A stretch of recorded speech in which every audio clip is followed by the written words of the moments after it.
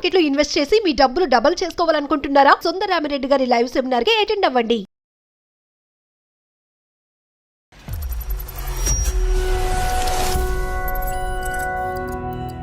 నమస్తే కళ్యాణ్ గారు.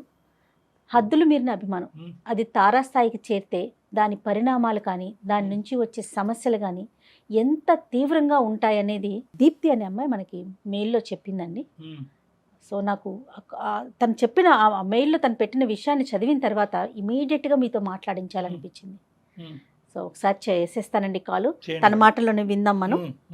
మనల్ని దాటి అంటే మనం ఏం చేస్తున్నాం కూడా తెలియని సిచ్యువేషన్కి వెళ్ళిపోతే మన చుట్టూ ఉన్న వాళ్ళు ఎంత ఇబ్బంది పడతారో కదా కళ్యాణ్ గారు. హలో హలో, దీప్తి అండి. దీప్తినండి. నమస్తే అండి, నేను జయాని అందమైన జీవితం ప్రోగ్రామ్ నుంచి కాల్ చేస్తున్నాను. ఓకే, నమస్తే మేడం. ఓకే, నాతో పాటు డాక్టర్ కళ్యాణ్ గారు ఉన్నారు. మీరు మెయిల్లో పెట్టిన విషయాన్ని ఒక్కసారి డాక్టర్ గారు ముందు చెప్పండి. ఒక్క నిమిషం. సంకోచిస్తుందా? హలో అమ్మా దీప్తి. చెప్పండి సార్. నమస్తే సార్. సమస్య ఏంటో చెప్పమ్మా. సార్, నా సమస్య ఏంటంటే రాహుల్ నాకు లాక్డౌన్ లో పరిచయం సార్. మేము 4 years నుంచి లవ్ చేసుకుంటున్నాం సార్. నేను కన్స్ట్రక్షన్ ఫీల్డ్ లో పనిచేస్తానండి. తను యాక్చువల్ గా డిఎల్ఎఫ్ లో ప్రీవియస్ పని చేశాడు. ఒక ఫ్రెండ్స్ తో తిరిగి ఇట్లానే బండి కేసు ఏదో అయ్యింది అనేసి డిఎల్ఎఫ్ లోంచి జాబ్ తీశారు. కేసు ఉంటే జాబ్ తీసుకోరంట కదా సాఫ్ట్వేర్ దాంట్లో, తీసేశారు. ఒకటి ఫ్యూచర్ ప్లాన్ చేసుకో, నువ్వు రేపటి రోజు కలిసి మెలిసి ఉండేటోళ్ళం మనమే. ఒక ఫ్యూచర్ ప్లాన్ చేసుకుని ఇలాంటివన్నీ తిరుగు. నేను ఏమన్నాను, ఏం జాబ్ లేదు, ఏం నువ్వు హాస్టల్లో కూర్చొని ఇష్టం వచ్చినట్టు అట్టెల్లుడు ఇట్టెల్లుడు, నన్ను వాంటెడ్ ఎక్కడ పడితే అక్కడ వదిలిపెట్టుడు, ఏమన్నా ఎక్కువ మాట్లాడితే గోడకేసి గుద్దుడు. గుద్దురు ఏంటమ్మా? ఏంటి అంత ఎక్కువగా నువ్వు నచ్చంది ఏం మాట్లాడుతావు అతనితో? నేను ఏం మాట్లాడానండి. యాక్చువల్ నచ్చంది నేను అసలు ఏం మాట్లాడాను. రేపటి రోజు నీకు ఒక జాబ్ వచ్చిన రోజు మమ్మీ వాళ్ళకి నేను చెప్పుకొని మ్యారేజ్ చేసుకునేటట్టు ఉంటాము, అది చేసుకోరా అని ప్రతిసారి నేను ఒక బతిలాడతాను. ఆ బతిలాడినందుకు నువ్వు నాకు చెప్పదాని పోయినవా? నీ బతికెంత, నువ్వెంత, నాకు చెప్పదాని పోయినవా? ఇట్లాంటి చేసేటోడు అనమాట. ఫ్యూచర్ ప్లాన్ ఉంటది కదా సార్, నేను ఒక్కదాన్ని ఆధారపడాలంటే కాదు కదా. రేపటి రోజు మమ్మీ వాళ్ళని కూడా ఒప్పియాలంటే ఇది ఒక నీకు ఒక జాబ్ ఉందంటేనే కదా ఎవరైనా మమ్మీ వాళ్ళు ఒప్పుకునేది. ఒప్పుకుంటారు సార్. కాదు మా దీప్తి, వాళ్ళ ఇంట్లో తెలుసా? అతని ఇంట్లో వాళ్ళ ఇంట్లో అందరికి తెలుసు మేడం. ఫస్ట్ డే రోజు వాళ్ళ ఇంట్లో అందరికి చెప్పేశాడు, ఈ అమ్మాయిని పెళ్లి చేసుకుంటా, ఇల్లు కట్టినప్పుడే నేను పెళ్లి చేసుకుంటా తినని, ఇప్పుడు నేను పెళ్లి చేసుకోను అనేసి ఆయన చెప్పాడు. అసలు మీ ప్రేమ అనే దానికి ఒక ఫౌండేషన్ ఉందా?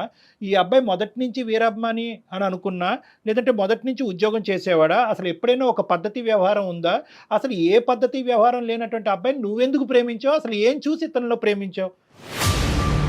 చాలా మంచోడు సార్, ఆయన మంచోడు అని నేను అన్నాను సార్. ఇదొక్క ప్రాబ్లం లేకపోతే లైఫ్ అంతా హ్యాపీ సార్. దీప్తి, నువ్వు అంటే ఇప్పుడు ఒక వ్యక్తిని అభిమానించేటప్పుడు వాళ్ళ గురించి నెగటివ్ గా మాట్లాడారనుకో, అభిమానించే వాళ్ళకి ఆటోమేటిక్ గా కోపం వచ్చేస్తుంది కదా. అభిమానం ఉండొచ్చు మేడం, మరి ఇంత ఘోరంగా ఉంది. దీనికి చెప్పండి 2 points చెప్పు, తర్వాత కావాలంటే ఆ అబ్బాయితో ఏమైనా మాట్లాడాలా అంటే అది చూద్దాము. ఒకటేంటంటే నువ్వు ఏం చూసి ప్రేమించాను అనే దాని గురించి నువ్వు ఏంటంటే మంచి అబ్బాయి అన్నావు, బాగా చూసుకుంటున్నాను, అక్కడి వరకు అర్థమైంది. మంచి వీరాభిమాని అంటున్నావు, కానీ ఆ వీరాభిమానిలో మన దురదృష్టం కొద్దీ కొన్ని అవలక్షణాలు ఉన్నాయి. అదేంటంటే పేరు తీస్తేనే నిన్ను కొట్టడం ఒకటిని, తర్వాత ఏంటంటే ఉద్యోగ సద్యోగం లేకుండా ఓన్లీ సినిమాల వరకే పరిమితం అవటం అనేది ఇవి దురదృష్టకరమైన. వేరే అభిమానులు అంటే కనుక మేము కూడా అభిమానిస్తాం, కానీ ఆ అభిమానంతో పాటు సంఘానికి సమాజానికి ఉపయోగపడేటటువంటి పనులు చేస్తూ ఉంటాం. ఇప్పుడు నేను అడిగేది ఏంటంటే దీప్తి, ఏ విధంగా ఇతను అభిమాని అంటే ఏమైనా రక్తదానాలు అన్నదానాలు ఇలాంటివి ఏమైనా కార్యక్రమాలు కూడా చేస్తాడా? అవును సార్, చాలా చేస్తాడు సార్ ఇలాంటివి. అందుకే ఆయన అంటే నాకు చాలా ఇష్టం సార్. ఆ హెల్పింగ్ నేచర్ ఉందా అనేసి నేను ఆయన లవ్ చేశాను సార్. అన్ని చేస్తాడు పర్ఫెక్టే, గానీ అప్పులు తెచ్చి అప్పులోళ్ళకి పైసలు ఇవ్వకుండా వాళ్ళ ఇంటి మీదకి వచ్చి అంత ప్రాణం మీద తెచ్చుకుంటారు సార్. అంత చేస్తాడు సార్ ఆయన గురించి. ఆయన అదే అందుగురించి నేను ఇందాకటి నుంచి మొదటి నుంచి మాట్లాడేటటువంటి ఒక 2 మాటలు ఏంటంటే, అభిమానం వరకు మేమందరం హర్షిస్తాం, గర్విస్తున్నాం అమ్మా. ఎందుకంటే అతనికి నిజమైనటువంటి అభిమాని. సినిమాలు చూడటం ఒకటికే కాకుండా కావాల్సినటువంటి సేవా కార్యక్రమాల్లో అన్నింటిలో కూడా. కానీ వ్యక్తిత్వ పరంగా ఇతను ఎటువంటి అభివృద్ధి చెందుతున్నాడు అనేది ఇక్కడ ప్రశ్నార్థకం. నీ ప్రజెంట్ సిచ్యువేషన్ ఏంటమ్మా? ప్రేమ ఎంతవరకు వచ్చింది? ఏం జరుగుతుంది మీ ఇద్దరి మధ్యన? 1.5 year నుంచి తను అసలు మాట్లాడతలేడు సార్ నాతోటి. మాట్లాడట్లేదు ఎందుకంట? ఏం జరిగింది? నేను ఏం తప్పు చేశాను అంతగానం? సరే కొడితే కొట్టు, కానీ మరి ఇన్ని సంవత్సరాలు లవ్ ఏమైతది? ఏదో ఒక రీజన్ చెప్పు రాహుల్ అని అంటే సింపుల్ గా ఒక 2-3 months మాట్లాడలేదు. సిమ్ బ్లాక్ చేశాడు, సిమ్ వేరే నెంబర్ తీసుకున్నాడో తెలియదు, ఫోన్ కలుస్తలే, ఇంట్లోకి వెళ్ళి వాళ్ళ అక్క వాళ్ళందరినీ అడిగితే కూడా నెంబర్ తెలియదు అని మాట్లాడుతున్నాడు. తను ఇక్కడ లేడు, ఎక్కడ ఉన్నాడో కూడా తెలియదు అని మాట్లాడుతున్నారు. ఒకటే సార్ ఆయన అంటే నాకు చాలా ఇష్టం, ఒకటే ఆయన నన్ను కలపండి సార్, అది అంతకు మించి నేను ఏం మాట్లాడాను సార్ మీ దగ్గర. సో అతనికంటే నువ్వు అతను కావాలి అనుకుంటున్నావు, మీ ప్రేమ గెలవాలి అనుకుంటున్నావు, ఫ్యూచర్ నిలబెట్టుకోవాలి. ఇటు వచ్చి ఏంటంటే కమ్యూనికేషన్ నేను మార్చుకుంటా సార్ అదంతా. అయ్యమ్మా మిగతాది మార్చుకుంటావు నువ్వు. తన ఫ్రెండ్ దగ్గర నుంచి నేను నెంబర్ తీసుకున్నా, నేను ఓకే వెరీ గుడ్. 10 days అవుతుంది, కానీ మాట్లాడడానికి ధైర్యం సరిపోవట్లేదు సార్ నాకు. సరే మేము ఆ మాట్లాడతాను. నెంబర్ మీకు ఇస్తా సార్, మీరు మాట్లాడతారా సార్? రైట్ మాట్లాడు. దీప్తి ఈ నెంబర్ కి ఫార్వర్డ్ చేయమ్మా, నేనే కాల్ చేస్తాను అతనికి. ఓకే.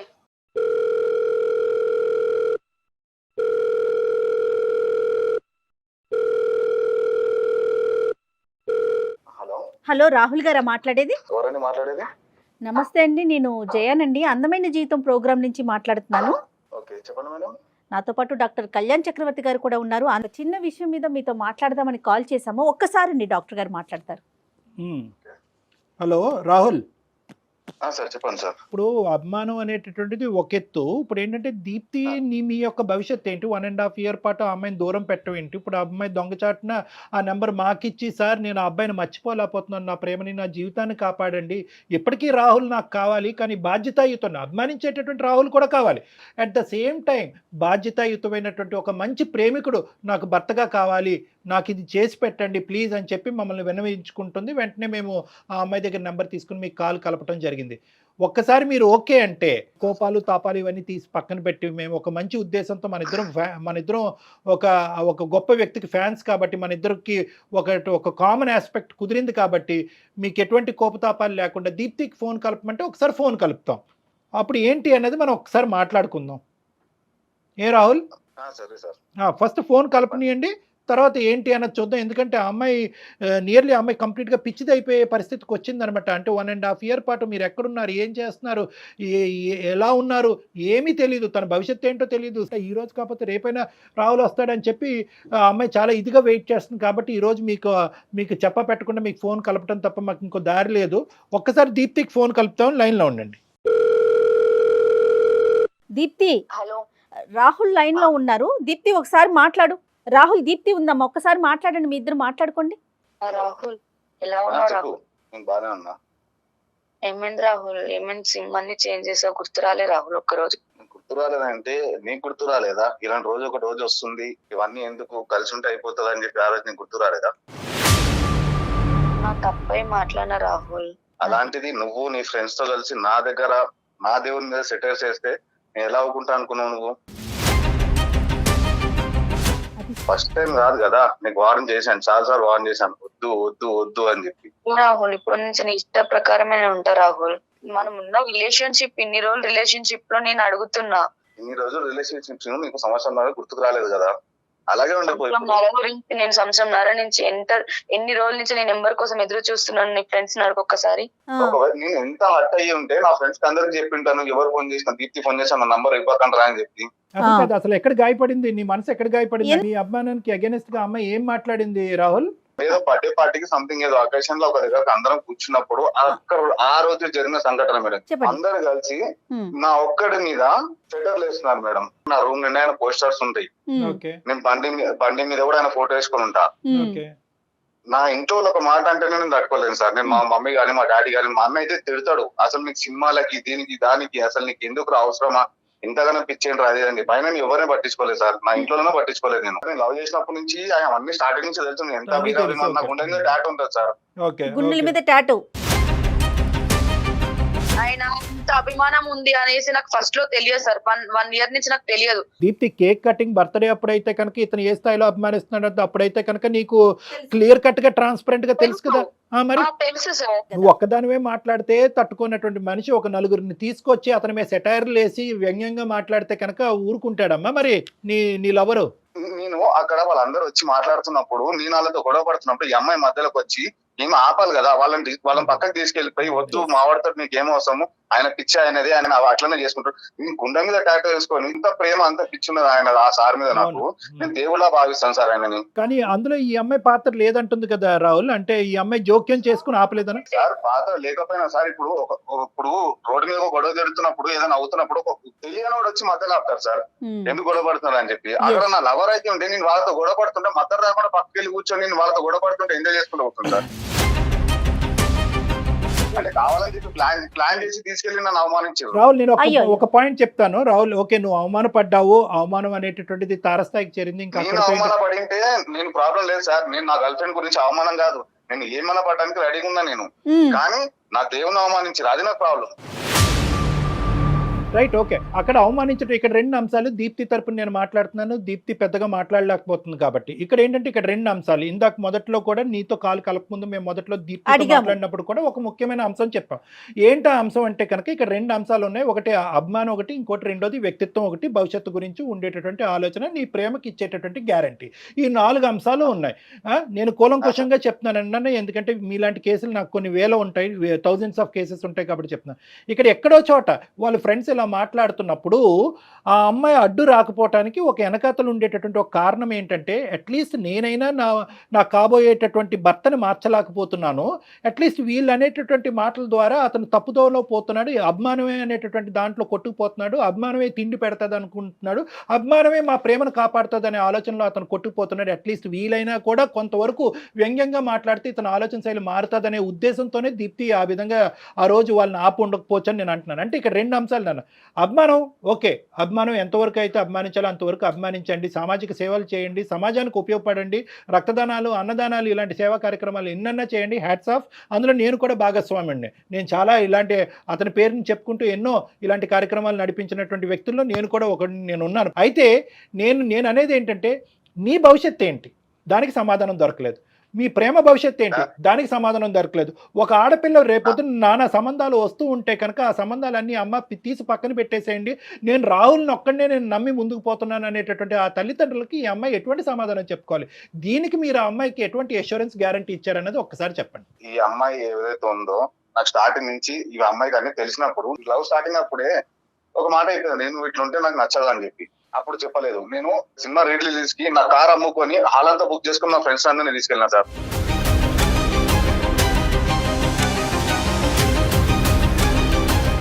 పెద్ద సంఘటన ఏమైనా ఉంటుందా? అది రికార్డు అన్ని రికార్డులు బదులు కొడుతున్నాయి, కానీ మీ ప్రేమ రికార్డు ఎవరు ఎలా బదులు కొట్టాలి?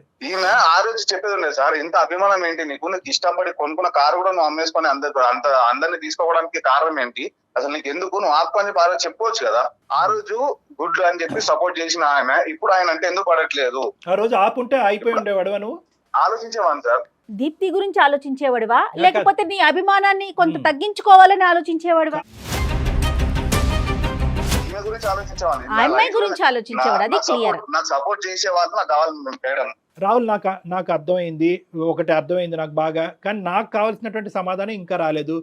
అభిమానం గురించి 100 రెట్లు మాట్లాడేవు, is a living god for you అంటున్నట్టుగా మాట్లాడుతున్నావు. అంతవరకు మేమందరూ అంగీకరించినా కూడా ఈరోజు నేను అడిగే పాయింట్ ఏంటంటే, ఆ అమ్మాయికి భవిష్యత్తు గురించి ఎటువంటి రీఅష్యూరెన్స్ ఇచ్చావు మొత్తం ఈ 4 yearsలో? నువ్వు ఏం అమ్మేవో చెప్తున్నావు కానీ ఏం కొన్నావో చెప్పట్లే. ఆ అమ్మాయి జీవితం గురించి, మీ ఇద్దరి జీవితం గురించి మీరు ఏ విధంగా ప్లాన్ చేసుకున్నారు, ఏ ఉద్యోగం చేయాలనుకుంటున్నావు, ఎన్ని జాబ్స్ అప్లై చేసావు, ప్రస్తుతం జాబ్ చేస్తున్నావా లేదా? ప్రస్తుతం జాబ్ చేస్తున్నా సార్, నాకు నెలకు ఒక 56,000 శాలరీ వస్తుంది. అమ్మాయి హ్యాపీయా? అతను జాబ్ చేస్తున్నాడంట. జాబ్ చేసే నాకంటే ఇంకెవరు హ్యాపీ ఫీల్ అయితే సార్. ఇప్పుడు అతని మనసులో నీకు స్థానం ఉందో లేదో కనుక్కోవాలి. జాబ్ అయితే వచ్చింది. ఏమయ్యా రాహుల్, ఉందా స్థానం ఈ అమ్మాయికి? నాకు లేదు సార్.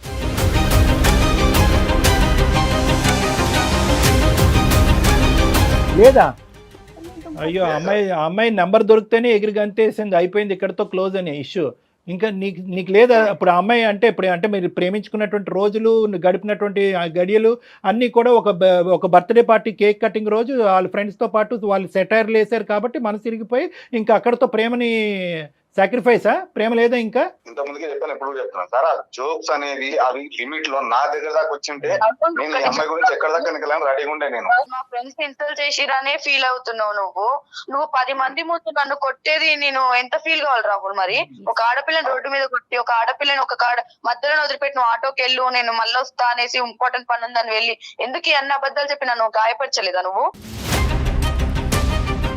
నాకు లేదా బాధ? మరి ఆ హింస ఏంటి రాహుల్? దానికి మీ సమాధానం ఏంటి? ఒక ఆడపిల్ల నడు రోడ్డు మీద వదిలేయటం ఒకటి, ఆ అమ్మాయిని ఏదైనా ఒక అనుకోకుండా ఏంటంటే ఒక తప్పు పదం దొరికితే కనుక హింసించడం, కొట్టడం, మరి ఇదేంటి? నా అభిమానం అలాంటిది. నా ఇష్టం, నా దేవుని గురించి ఒక మాట నేను తప్పుగా మాట్లాడితే నేను ఎక్కడ దాకా తెలియజేస్తా సార్. నేను చెప్పినా మారతలేదు, వాళ్ళు చెప్తే మారతలేదేమో అని చెప్పేసి నా తల్లిదండ్రులు చెప్తే నేను మారలేదు సార్ ఆయన మ్యాటర్లో. నేను ఒకటైతే నువ్వు నిర్ణయం తీసుకోవాలి రాహుల్. అభిమానం అనేటటువంటి దానికి నీకు 100కి 1000 మార్కులు పడినాయి, కానీ ఈ ప్రేమ అనేటటువంటి దాని గురించి క్లియర్ కట్గా మాకు కావాలి. ఎందుకంటే ఆ అమ్మాయి ఇప్పుడు 1.5 year పాటు నీ గురించే వెయిట్ చేస్తుంది, పేరెంట్స్ అందరికీ సమాధానం చెప్పుకుంటుంది. ఏం చేద్దాం? ప్రేమను చంపేసుకోమంటావా? ఇంకంతేనా? నేను చెప్పలేదు కదా సార్ ఆ అమ్మాయికి వెయిట్ చేయమని. ఏ రోజైతే నేను చెప్పలేదయ్యా, కానీ అమ్మాయి వెయిట్ చేస్తుందయ్యా. చేసుకొని వచ్చిన తర్వాత నేను ఆ అమ్మాయి గురించి పట్టించుకోలేదు. నన్ను ఎంత టార్చర్ పెట్టిండు, నన్ను ఎంత కొట్టిండు, ఇవన్నీ ఆయన గుర్తొస్తలేవు. మరి అంత టార్చర్ పెట్టి హింస పెట్టేవాడిని నీకెందుకమ్మా? ఇప్పుడు అతను అభిమానిస్తున్నాడు, అభిమానం అనేటటువంటిది ఒక రేంజ్ లో ఉంది అతని అభిమానము. దానికి రిలేషన్ లో ఉన్నప్పుడు ఆయననే అనుకున్నప్పుడు వేరే నేను ఎట్లా అనుకుంటాం మేడం? నేను అలా కదమ్మా. ఓకే, అంతవరకు అర్థమైంది. మీ ప్రేమికులందరూ పాడే పాట అదే. సో అంతా కూడా ఈ అమ్మాయిని ప్రేమించిందంతా కూడా అబ్సల్యూట్లీ కండిషనల్ ప్రేమ అనమాట. అంటే ఏంటంటే నువ్వు ఎంతైతే అభిమానిస్తున్నావు అంతే స్థాయిలో అమ్మాయి అభిమానించాలి, ఆ మాట తప్ప ఇంకో మాట మాట్లాడకూడదు. అక్కడి వరకు అర్థమైంది. కానీ ఒక ఆడపిల్ల ప్రేమించి నీ జీవితంలోకి ఎంటర్ అయినటువంటి ఆడపిల్ల ఈ సబ్జెక్ట్ తప్ప ఇంకో ఇంట్రెస్ట్, ఇంకో ఆశ, ఇంకో కోరిక ఉండదా రాహుల్? ఇంకొక ఆలోచన ఉండదా? అంటే అందరూ నువ్వు ఏ స్థాయిలో అనుకుంటే ఆ స్థాయిలో అనుకోవాలా? మరి అలాంటప్పుడు మీరిద్దరు క్లియర్ కట్గా మాట్లాడుకోవాలి. స్టార్టింగ్ ప్రేమించుకునే ముందు ఒకరు అంటే ఒకరు ఇష్టపడ్డాం, కానీ ఇది మన ఇద్దరు కండిషన్. ఈ విషయంలో నువ్వు గీత దాటితే, ఈ విషయానికి వ్యతిరేకంగా మాట్లాడితే, ఈ ఆలోచనకు వ్యతిరేకంగా నువ్వు నిలవరిస్తే కనుక అక్కడితో మన ప్రేమ ఎండ్ అయిపోయినట్టే అని మాట్లాడుకుంటే కనుక ఈ రోజు ఈ అమ్మాయి ఇంత విధంగా ఆశలు పెంచుకుని ఉండేది కాదు. ఒకటే ఏరియాలో బతికేటోళ్ళం సార్. ఆ అమ్మాయి ఇప్పుడు నన్ను చూసి ఇష్టపడిందే దానికి. అదే ఊర్లో ఉంటున్న నువ్వు ఏ స్థాయిలో అతను అభిమానిస్తున్నాడన్నది తెలుసు, కానీ అభిమానం ఈ స్థాయిలో ఉంటుంది అని అనుకోలేదు నువ్వు. బహుశా ఏంటంటే ప్రేమని మించినటువంటి అభిమానము, క్షమించలేనటువంటి అభిమానం ఉంటుందని నువ్వు అనుకోలేదు. అక్కడే ఇక్కడ మెయిన్గా ఉండేటటువంటి ఇష్యూ. ఒకటి ఇప్పుడు నువ్వు ఆలోచించుకోవాల్సింది ఏంటంటేనమ్మా, అతని అభిమానం అనేటటువంటిది తారస్థాయికి చేరింది. అది ఒక మెట్టు కూడా దిగేటటువంటి అవకాశం లేదు. నువ్వు ప్రధానంగా దీప్తి ఇక్కడ ఆలోచించవలసింది ఏంటంటే, ఇప్పుడు అదే స్థాయిలో నువ్వు కూడా అభిమానించు అని చెప్పలేను నేను. యాజ్ ఎ సైకాట్రిస్ట్, యాజ్ ఒక మానసిక వైద్య నిపుణుడిగా నువ్వు కూడా అదే అభిమానించమని నేను చెప్పలేను. నేను చెప్పగలిగేది ఒకటే, అతని అభిమానం అదే స్థాయిలో ఉంటుంది. ఆ అభిమానానికి వ్యతిరేకంగా కానీ ఆలోచించినా కానీ ప్రవర్తించినా కానీ మాట్లాడినా కానీ క్షమించలేనటువంటి మనస్తత్వం అవుతుంది. నీ అభిమానాన్ని మేము హ్యాట్స్ ఆఫ్ చెప్తున్నాం, అంతవరకు ఓకే. ఈ అభిమానంకి ఎన్ని మార్కులు వేస్తావు, ఆ అభిమానం తీసి పక్కన పెట్టి మీ ప్రేమకి ఎన్ని మార్కులు వేస్తావు, ఇది మాకు చెప్పు. దాన్ని బట్టి ఆ అమ్మాయి డిసైడ్ అవుతుంది నీతో పాటు జర్నీ చేయాలా లేదా అనేది. ఆ అమ్మాయి నేను కంటిన్యూ చేయాలని అయితే అనుకుంటలేను సార్. ఎందుకంటే ఒకసారి నా మనసు రిపోయింది. ఆ మ్యాటర్ లో నేను ఎంత గాయపడ్డాను, నేను ఇంతవరకు ఎప్పుడు పడలేదు సార్. నాకు ఇప్పుడు 28 years. ఈ 28 years నాకు ఇంతవరకు ఎప్పుడు పడలేదు. నేను అంత పెద్ద దెబ్బ నాకు ఎప్పుడు పడలేదు. అయితే ఇప్పుడు ఏంటి, ఇప్పుడు అంటే ఇంకంతేనా? ఇంకా అమ్మాయికి క్షమాపణ చెప్పినా, ఇంకో విధంగా మాట్లాడినా ఆ అమ్మాయి ప్రేమని ఇంకా మీరు యాక్సెప్ట్ చేయరా? అసలు మీరు ఇంత మంచి అబ్బాయిలాగా అనిపిస్తున్నారు, మీ వ్యక్తిత్వంలో ఒక మంచితనం అనేది మాకు కనిపిస్తుంది. ఒక అభిమానం అనేటటువంటి ఆస్పెక్ట్ని తీసుకుని ఒక మంచి ప్రేమని మీరు డిస్ట్రాయ్ చేస్తున్నారా? నాకు నమ్మశక్యంగా అనిపించట్లేదు. అసలు మీ మనసులో ఏముందో చెప్పండి. ఈ అమ్మాయి అంటే నేను సంవత్సరం బాధపడ్డాను, ఇదయ్యాను అదయ్యాను అంటే ఆ అమ్మాయికి ఉందా సార్ బాధ? నాకు లేదా? నేను ప్రేమించలేదా? మళ్ళీ పర్లేదు కానీ ఎదుగుతాను బాధ పెట్టద్దని చెప్పి. నువ్వు 1.5 year పాటు ఆ అమ్మాయి ఎంతైతే వెయిట్ చేస్తుందో నువ్వు కూడా అంతే ఇదిగా వెయిట్ చేస్తుందని మేము అనుకుంటున్నాం. అనుకోవచ్చా? చేస్తున్నా సార్. మరి ఏమంటావు? ఇప్పుడు మీరిద్దరు కలిసి ప్రయాణం చేయాలి అంటే కనుక, మీ సైడ్ కలిసి ప్రేమించినటువంటి ప్రేమ పెళ్లి వరకు దారి తీయాలి అంటే కనుక మీ యొక్క ఆలోచన ఏంటి, మీ కండిషన్స్ ఏంటి? దీప్తి ఎలా ఉండాలి, ఎలా ఉండకూడదు? మీరు ఫోన్ చేశారు కాబట్టి చెప్తున్నా సార్. ఇప్పుడు ఈ రోజు అంటే ఒక సంవత్సరం తర్వాత సార్, ఈ రోజు అదే ప్రేమ నాకుంది, అదే ప్రేమ అమ్మాయికి ఉంది కాబట్టి మీరు వచ్చి ఇప్పుడు కలిపేసి వెళ్ళిపోతారు. రేపు పొద్దున మళ్ళీ ఇదే ప్రాబ్లం రాదని గ్యారంటీ ఉండదు కదా సార్. సో ఆ అమ్మాయికి ఇప్పుడు ఏమన్నా సరే క్లియర్ కట్ గా కొన్ని మ్యాటర్లు చెప్తాయి. ఆ అమ్మాయికి ఇది ఓకే అనుకుంటే అది కొద్దిగా రీజనబుల్గా ఉండేటట్టు మాట్లాడండి. ఒకటి నేను రాహుల్, నేను ఏమంటున్నానంటే అభిమానం అనేటటువంటిది అర్థమైంది, ప్రేమ అనేది కూడా అర్థమైంది. ఇప్పుడు జరగబోయేటటువంటి జర్నీ మీ ఇద్దరిది ఒక భార్యాభర్తల్లాగా, రేపొద్దున ఇద్దరు పిల్లలు కంటే కనుక ఒక తల్లిదండ్రుల్లాగా అందులో ఉండేటటువంటి మెచ్యూరిటీ అనేది ఇంకో లెవెల్లో ఉండాలి. ఒక సినిమా యాక్టర్ని లేదంటే ఒక సినిమాని అభిమానించడం అనేది ఒకటి, మీ ఇద్దరిది మీ నలుగురు అంటే ఇద్దరు భార్యాభర్తలు, మీకు ఒక ఇద్దరు పిల్లలు ఉంటే కనుక దానికి సంబంధించినటువంటి దాన్ని జీవితం అంటారు. దాంట్లో ఉండేటటువంటి ఆలోచన, మెచ్యూరిటీ, ఇది అంతా కూడా చాలా సిన్సియర్గా ఉండాలి, ఆనెస్ట్గా ఉండాలి, డెడికేటెడ్గా ఉండాలి. కాబట్టి మీరు పెట్టబోయేటటువంటి కండిషన్స్ ఆ అమ్మాయి ఫాలో అయ్యేటటువంటి విధంగా ఒక ప్రాక్టికల్గా ఉండే విధంగా ఆలోచించుకోండి ప్లీజ్. సార్ ఇప్పుడు ఎవరి ఇష్టం వాళ్ళకు ఉంటుంది సార్. ఇప్పుడు ధర్మాన్ని ఇప్పుడు ఆ అమ్మాయికి నేను చెప్పినా సరే నువ్వు ఇది చేయి అది అంటే ఆమె చేయలేదు కదా సార్. అదే ఓకే, అట్లీస్ట్ మీ ఎందుకంటే ఇన్ని రోజుల నుంచి ఆమె లైఫ్ వేరే ఉండే, ఆమె వేరే ఉండే. ఇప్పుడు ఈమె నేను చెప్పింది ఆమె చేయలేదు కదా సార్. అవమానించకుండా ఉంటే చాలు, నా అభిమానానికి అడ్డు రావద్దు. ఇది నచ్చింది మాకు. మీరు అభిమానించండి, కానీ మీ ఇద్దరి జీవితాలకి సంబంధించి ఇబ్బంది పడకుండా పడినంత వరకు. ఫస్ట్ నేనేమంటానంటే, ఫస్ట్ మీరు, మీ భార్య, మీ కాబోయేటటువంటి భార్య Rahul and Deepthi first priority. మీ ఇద్దరి జీవితం, మీ ఇద్దరు భవిష్యత్తు, మీ ఇద్దరు ఉద్యోగాలు, మీ ఇద్దరు సంపాదనలు, మీ ఇద్దరు ఇల్లు, మీ ఇద్దరికి సంబంధించినటువంటి 2 కుటుంబాలు, మీరు కనేటటువంటి మీ ఇద్దరు పిల్లలు. ఫస్ట్ ఈ ప్రయారిటైజేషన్ పెట్టుకోండి. అందరూ కూడా అభిమానులు అందరికి కూడా నేను ఇదే చెప్తున్నాను. ఈ సీక్వెన్స్ పరంగా మీరు ఆలోచించగలిగితే కనుక దీప్తికి నచ్చే విధంగా మీరు ఉంటారు, మీకు నచ్చే విధంగా దీప్తి కూడా ఉంటుంది. ఎటువంటి గొడవ ఉండదు. దీప్తి నువ్వు కూడా అంతే, అతన్ని అవమానపడేలాగా, అతన్ని ఇబ్బంది పడేలాగా నువ్వు మాట్లాడకూడదు. ఇది నా అండర్స్టాండింగ్ దీప్తి. ఓకేనమ్మా? Okay sir. డాక్టర్ గారు చెప్పారు చూడండి, ముందు మీ ప్రయారిటీస్ ఏంటి, దేనికి ప్రయారిటీ ఇవ్వాలి, ఎలా ముందుకెళ్ళాలి, దాన్ని చక్కగా మాట్లాడుకొని చక్కటి లైఫ్ ని స్టార్ట్ చేయండి అమ్మా. ఇద్దరు మంచి పిల్లలు. ఓకే రాహుల్? ఓకేనా దీప్తి? ఓకే, ఇంకా పర్సనల్ గా ఏదైనా మాట్లాడుకోవాలి అనుకుంటే డాక్టర్ గారికి ఒకసారి నాకు కాల్ చేయండి. నేను డాక్టర్ గారితో మీకు అపాయింట్మెంట్ చేయించుతాను. కూర్చొని ఇంకొకసారి మాట్లాడుకుందరు కానీ. రైట్? ఓకే అమ్మా, all the best both of you, Deepthi and Rahul. Okay, you're a lovely couple together. All the best. Thank you sir. Yeah, good luck. Okay అమ్మా. కళ్యాణ్ గారు, స్వీట్ లవ్ స్టోరీ. అదే కానీ అభిమానం అనేది అద్దరు దాటితే కనుక ఎలా ఉంటుంది అనేది కూడా మనకు అర్థమవుతుంది కదమ్మా. ఈ రోజు ఆ అమ్మాయికి అదృష్టం కొద్దీ నెంబర్ దొరికింది కాబట్టి ఈ అబ్బాయి వెయిట్ చేసినటువంటి పీరియడ్, ఆ అమ్మాయి వెయిట్ చేసినటువంటి పీరియడ్ కి మనం ఒక మంచి సొల్యూషన్ ఇవ్వగలిగాం. ఒకప్పుడు ఇదే ఉంటే, కానీ నిజంగా చెప్పాలంటే అతనికి రాహుల్ కి మనసులో అమ్మాయి ఉంది, వెంటనే బయటపడ్డాడు చూడండి. అంటే ఏం లేదు, ఆ అమ్మాయికి ఏంటంటే నా అభిమానానికి నా అవమానిస్తే కనుక ఇంత కఠినంగా ఫ్రెండ్స్ తో కూడా చూపించడం అని చెప్పటం గురించి ఈ వెయిటింగ్ గేమ్. ఎనీహౌ ఇద్దరు చక్కగా మాట్లాడుకున్నారు, చాలా సంతోషం. Thank you so much Kalyan గారు. నమస్తే. కాళ్లలో నొప్పి, నరాల వాపు వంటి లక్షణాలతో బాధపడుతున్నారా? వెరికోస్ వెయిన్స్ లో అత్యాధునిక చికిత్స ఏవిస్ వాస్కులర్ సెంటర్.